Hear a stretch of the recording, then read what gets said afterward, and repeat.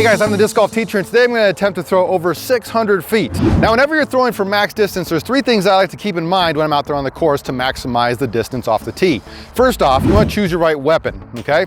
Here I have a couple of older destroyers and an old Wraith. We're going to throw some other discs as well. But what this will do is when I throw it out on hyzer, it's going to flip up and maybe even ride a little bit to the right before it finishes in that kind of straight penetrating shot. If you have a newer disc, it's probably not going to want to turn all the way over. It's just going to maybe hyzer, maybe flip, and then come back to the left with that finish that we all know out of our big distance drivers. Okay, so make sure you choose kind of a seasoned disc. The second thing that you need to remember when you're out there on the course throwing for distance is to have the correct release angle.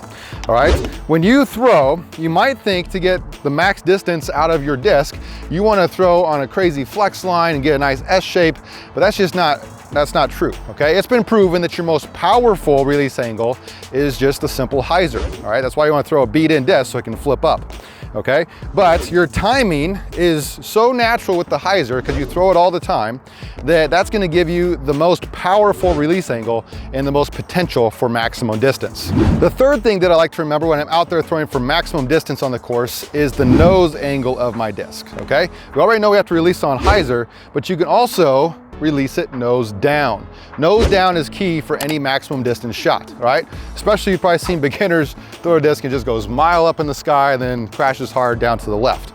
All right, we want to avoid that, and to get maximum distance, we have to release it nose down. Now, this is nose down compared to your angle of release.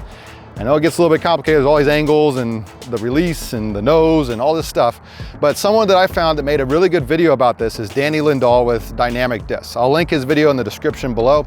You can watch that after this one. But basically, if I'm throwing it straight, let's say straight at you into the camera, my release is gonna be a flat shot, okay? But I also need to tilt the nose down just a little bit so that the air goes and glides over the top of it, okay? If it's released nose up, it's gonna catch on the back edge of the rim underneath, and that air is gonna create drag and slow down your disc. We don't want that. We want that nose down so it slides through the air like butter. All right, let's see if we can put all those things together and get some maximum distance shots. All right, everything I've set up until this point in the video is absolutely true about your release point and your angles and all of that stuff, okay? But I have one more trick up my sleeve to get some maximum distance, and that's to use elevation as your friend. Behind me, you can see we have a big old drop off. I don't know if the camera does it justice or not, but this is 100 feet according to my rangefinder, just straight down. Okay, so we're gonna throw off the top of this cliff here. We're gonna see how far we can get these discs today. Hopefully we can get one to go 600 feet or more, using all of those tips as well as elevation as our key. So if you think I've been using clickbait up until now, maybe just a little bit, but I know you wanna see how this finishes out. So check out how these 10 discs fly. All right guys, starting off here with a control driver from Discmania.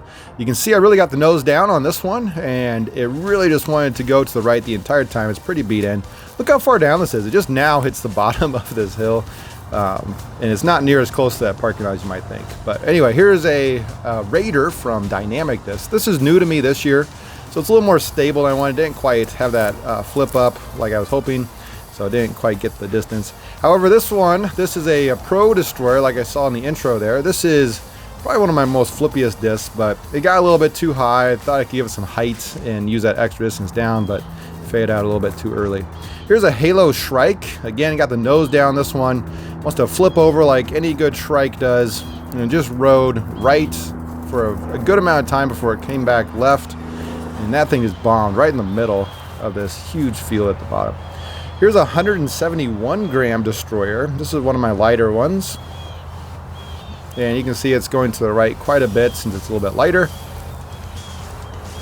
All right, I did throw one disc on hyzer. That's a nuke right here, just so you can kind of see what that would do and how it doesn't quite get you the max distance you're hoping for with a disc like that. All right guys, so once again, I cheated just a little bit. I used this big hill behind me. It's about, again, 100 feet to the top of that. At the very top corner up there, I don't know if you can see the basket or not, that's about where I was throwing from, down to this kind of meadowy area down here. All right, the distance that went the furthest was the Halo Shrike. All right, I think it was 587 feet, so not quite 600. I fell short of my goal just a little bit, but the Shrike had that nice turn to it, and then the Halo plastic, I think, brought it back a little bit as it's a little bit more stable in the Halo plastic. So let me know down below, what disc would you throw if you had to throw downhill like this for maximum distance? And until next time, we'll see you out there on the course.